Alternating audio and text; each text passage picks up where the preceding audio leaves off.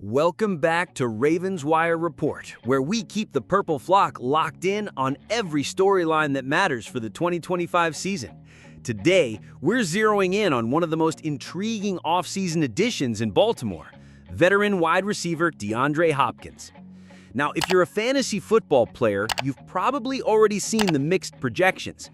Analysts are quick to remind everyone that this isn't the 2018 version of Hopkins who terrorized defenses in Houston, or even the 2020 version, who was making acrobatic sideline catches in Arizona.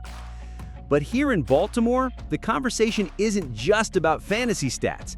It's about how Hopkins can actually tilt the field for the Ravens' real championship hopes. Let's rewind for a moment. Hopkins is now entering his 12th NFL season. His resume is already Hall of Fame worthy. Over 12,000 career receiving yards, multiple All-Pro nods, and 5 seasons finishing as the top 5 fantasy wideout between 2015 and 2020. Last season, though, was a roller coaster. He split time between Tennessee and Kansas City, struggling to find consistent usage. His route share dipped below 65% in every single week of the regular season, something almost unthinkable for a player who once demanded double coverage every time he lined up.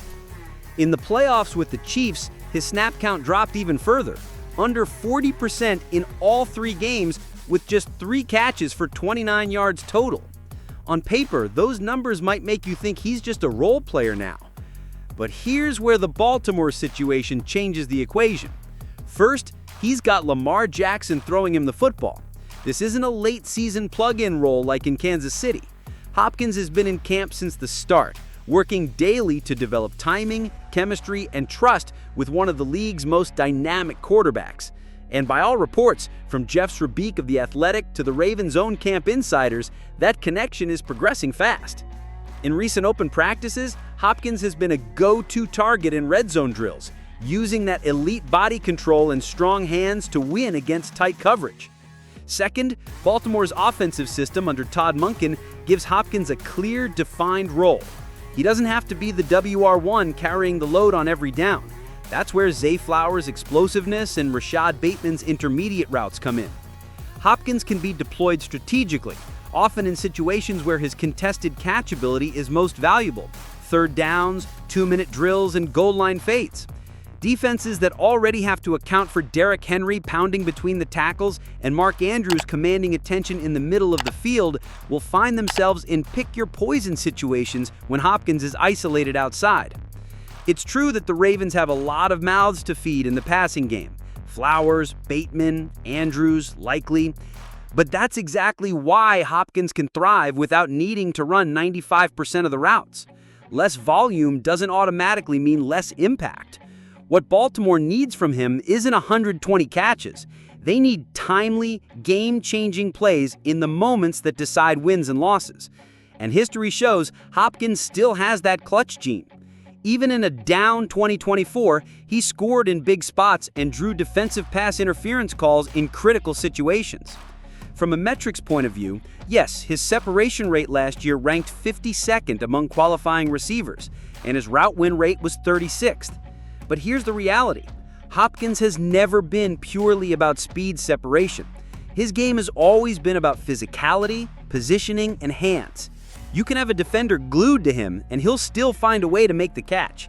That skill ages better than speed, and it's part of why Baltimore believes he can still be a difference maker even at 33. There's also the locker room factor. The Baltimore receiving core is young. Flowers is heading into year 2, Bateman is still looking for his first fully healthy season, and rookies are trying to carve out roles. Having a veteran who's been the focal point of multiple offenses, who's been through deep playoff runs, and who knows how to prepare week in and week out is invaluable. Teammates already talk about Hopkins' mentorship, from teaching release techniques to sharing film study habits. That's the kind of behind-the-scenes impact that doesn't show up on a stat sheet, but can elevate an entire unit. And let's not forget the broader picture. The Ravens were 12-5 last year and were 2 points away from the AFC Championship game. They've added Derrick Henry to boost the ground attack, kept their elite defense intact, and now inserted Hopkins into an already dangerous passing game. Baltimore isn't asking him to turn back the clock. They're asking him to be the missing piece that makes their offense harder to defend in the moments that matter most. So while fantasy analysts might be pumping the brakes, the Ravens' perspective is different. This is about situational dominance, playoff-ready reliability, and giving Lamar Jackson another trusted option when everything is on the line. If Hopkins stays healthy and continues building on the chemistry we've already seen in camp, don't be surprised if his contributions this season go far beyond the box score, and just maybe help bring another Lombardi trophy to Baltimore. Now, Ravens flock, I want to hear from you. Do you think DeAndre Hopkins will be a key difference maker for the Ravens this year? Can his chemistry with Lamar Jackson give Baltimore the edge it needs in the playoffs? Drop your thoughts in the comments, hit that like button if you're all in on Hopkins' Baltimore chapter, and make sure you're subscribed to Ravens Wire Report so you never miss a moment on this Super Bowl push.